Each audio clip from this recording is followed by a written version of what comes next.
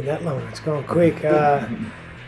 Other than being a dad, I've doing a bit of commentary with Channel 9, watching the footy, and that's been a new experience.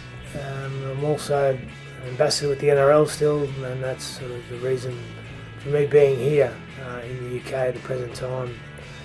Help promote the World Cup, which is coming next year. I announced I was going to retire at the start of my last year, so that gave me time to prepare and plan for life after. So I've actually enjoyed my first year out. I guess there's a lot of pressure that comes with being the captain of the Broncos, the captain of the Origin team, and the captain of the Kangaroos. So to not have those roles anymore, look, you enjoyed and loved them when you did them, but now that the pressure's off, life just seems to be a little bit more stable. You're not on that emotional roller coaster of winning and losing big games. I think as a commentator this year, I missed Origin 3. I missed when I was sitting on the sideline commentating on all the Origin games. You wanted to be out there in the grand final, but I haven't missed it to a certain extent. I look back and I can't ask for a better career in terms of the memories it gave me, the experiences it gave me, and what it did for me as a person. So I also accepted, you just cannot play forever and you've got to move on. Unfortunately, that day came for me, but I'm content, and I look forward to the next part of my life. The real upside to the English players in the NRL is what you just mentioned. The fact that they improve they get an exposure to what is perceived the best competition in the world. So they've all performed at that level, and they come back here with confidence, bring that to their national team, and that gives the players around them the confidence. I guess the downside to it is that it robs the Super League of some of your stars, but I think for the English team, it's a really positive thing, because you look at the World Cup next year. If all those players you talked about, Jack Reed, Gareth Widdop, James Graham, Sam Burgess, all those guys will come back and they'll have a really big impact on that team because of their experience in the NRL.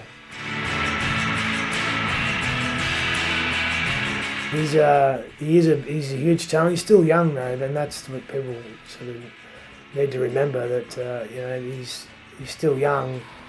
You look at our superstar fullback Billy Slater. He's 30 next year, so Sam's got a bright future in front of him. And look, he's an athlete.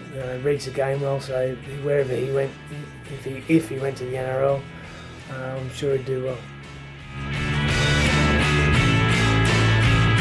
Well, I'll probably rate them just like the other experts, and they'll come here as favourites, providing they don't have a diabolical injury list. They'll have on paper probably the best team, and you look at the era of champions that are there. Smith, Slater, Thurston, Inglis. The list goes on. And they'll be motivated by 2008. That's probably the one thing that makes the Australians going to be very hard to beat. We come over here and Australia, motivated by the 2008 loss. The Kiwis are the current holders, and England are the home team. So that's a great little mix. And then you've got the smaller developing nations, which will have a lot of NRL and Super League talent in them, and could quite easily surprise.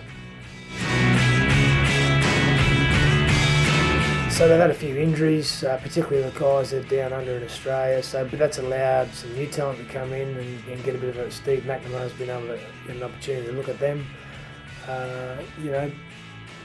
But I always look back to the 2009-2011 Four Nations final, and England really, probably the last 15 minutes was when the Kangaroos ran away with it. So just got to, from an English point of view, you've got to find that 15 minutes, and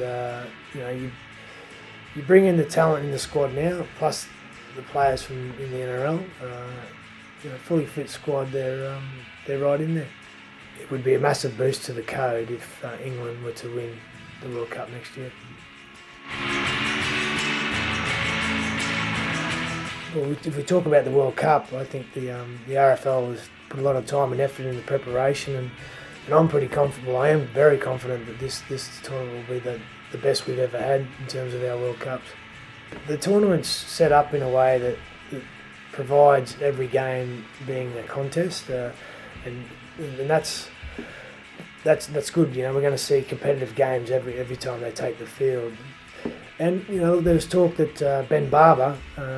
So you talk about the wealth of Queensland fullbacks or Australian fullbacks, and there's, you know, if we could get a Ben Barber, who's been linked to Papua New Guinea, playing in the tournament, that's exciting. And you put a few of those in some of these developing nations, and you know, these guys will entertain, but they can also win you a footy match as well. You're going to see the best of the best in this tournament. You know, we're talking about the best players in the world are going to be on display here, and I think whether you watch the rugby league or not, come and have a look.